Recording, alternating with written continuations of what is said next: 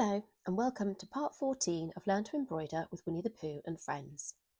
In this tutorial we will be continuing the Tigger on an Autumn Day Square, and you'll learn two new stitches, couching stitch and thorn stitch, to create different textures of grass in lovely green threads. You'll also use straight stitch to add some additional blades of grass across the ground. This video, along with the step-by-step instructions in your stitch library from the magazine, will help you to learn any new stitches. For today's stitches, we are going to need the following items: the Tigger on an Autumn Day Square, threads number 146, which is a jade green, 192, which is a mid green, and 232, which is a moss green. Plus you'll need your embroidery needle, embroidery scissors and embroidery hoop. To start with, we will sew the straight stitches and couching stitches first, so that you can add some thorn stitches over the top of them. Use 2 strands of thread number 146, which is the jade green, to add in the blades of grass to the right of the tree using a straight stitch.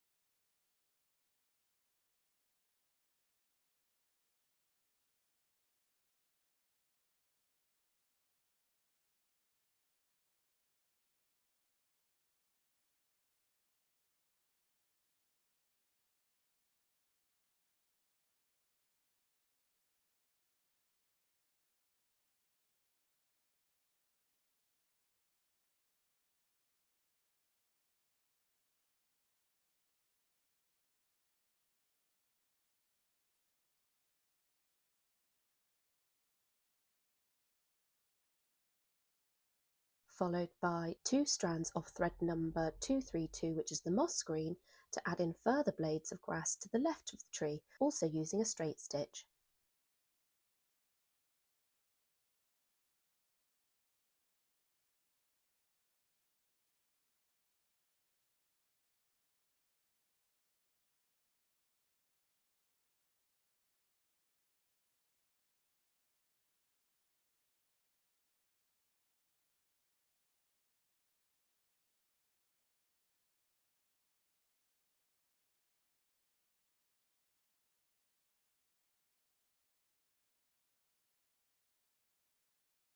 Then we will add in the simple couching stitch, where the main thread is couched once or twice in the same coloured thread to give the blades of grass a visual difference. The couching stitch is a decorative embroidery technique in which one thread is secured with a small stitch of another thread.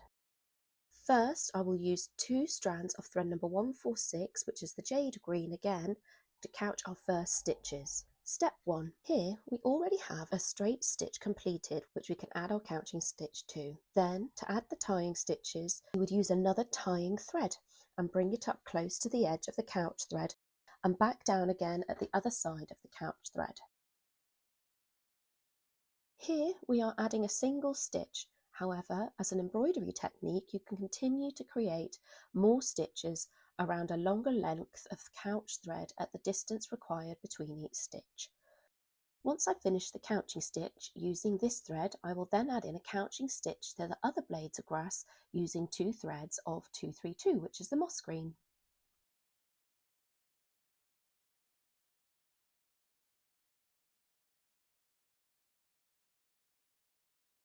Then we will use the thorn stitch to add angular grass tufts to the ground in your Tigger on an Autumn Day Square. The thorn stitch is a simple yet striking embroidery stitch that creates a jagged, spiky line resembling the thorns of a plant, hence its name.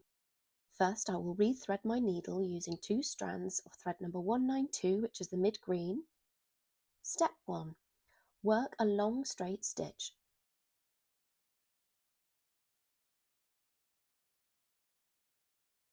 Then bring your needle up a stitch length along from where you first came up, near one end of the long stitch. Step 2. Take the needle and thread diagonally across the long stitch and back down close to the edge of the long stitch, making sure that you cross over the long stitch. Then bring the needle up at the other side of the long stitch, in line with the start of the previous stitch, and come across the long stitch in the opposite direction and back down across the long stitch, also crossing the previous stitch. Step 3. Repeat the steps with the stitches crossing the long stitch. You can vary the look of each stitch by varying the distance between the crossing stitches as required by the design. The thorn stitch forms a zigzag or spiked line that looks textured and uneven in a natural organic way.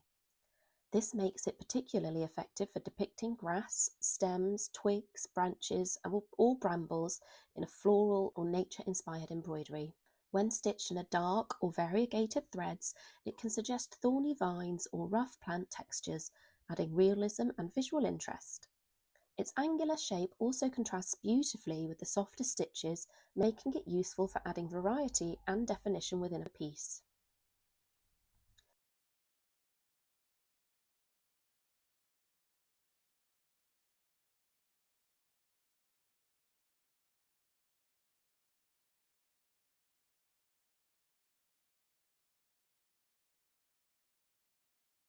The uses of the thorn stitch are versatile and creative. It is often employed to create decorative borders, textured outlines, or to fill small areas with a distinctive spiky pattern. In traditional embroidery, it can be used to enhance geometric designs or to provide background texture. Contemporary embroiderers also value it for its expressive quality, using it to convey energy, movement, or roughness in abstract or freestyle stitching.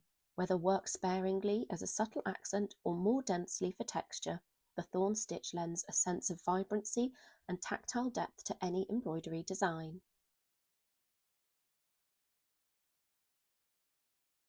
So those are the stitches from issue 14 complete. I really hope you've enjoyed continuing to make your Winnie the Pooh quilt with me today, and I hope you'll join me for the next tutorial where you'll learn leaf stitch to add the 3 autumn coloured leaves. Then you'll create the outline of the tree using stem stitch using the stitch library steps from issue 11. Thank you very much for watching, and I hope to see you next time. Goodbye.